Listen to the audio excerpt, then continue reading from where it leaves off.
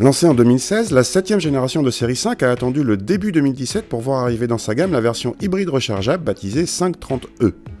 Elle reprend en fait le même système que la 330e, à savoir un 4 cylindres 2 litres turbo-essence de 184 chevaux associé à un moteur électrique de 95 chevaux, le tout pour une puissance cumulée de 252 chevaux délivrés aux roues arrière via une boîte auto à 8 rapports. La 530e a droit à des logos e-performance et une trappe derrière la roue avant gauche pour la recharge électrique. Cette version n'est disponible qu'en berline, le break n'y ayant pas droit. A l'intérieur, la planche de bord ne change pas beaucoup par rapport aux autres séries 5, si ce n'est par l'arrivée sur la console centrale d'un bouton e-drive qui permet de gérer les modes de conduite et par un affichage spécifique au tableau de bord. Pour le reste, on retrouve la présentation flatteuse et les modes de conduite habituels chez BMW.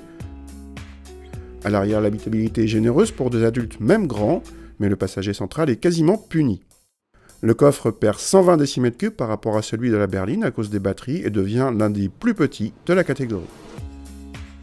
Cette 530e peut rouler officiellement pendant 50 km en tout électrique, mais comptez plutôt une trentaine de kilomètres au maximum.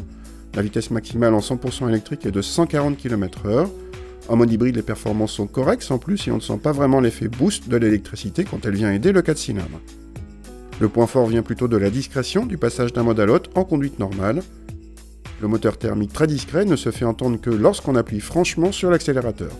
Bon point au passage pour la douceur de la boîte. Cette 530e assez lourde n'a pas vocation sportive. Notre modèle d'essai sans suspension pilotée et chaussé de roues de 19 pouces s'est montré plus confortable que dynamique. En consommation, les 2 litres annoncés sont évidemment illusoires, mais cette 530e consomme moins que la classe E hybride rechargeable. L'une comme l'autre n'ont d'intérêt que si vous les branchez le plus souvent possible. En tarif, la 530e est intéressante car vendue quasiment au même prix que la 530i, comme si BMW ne faisait pas payer la technologie embarquée. Elle se retrouve du coup beaucoup moins chère que la classe E 350e concurrente.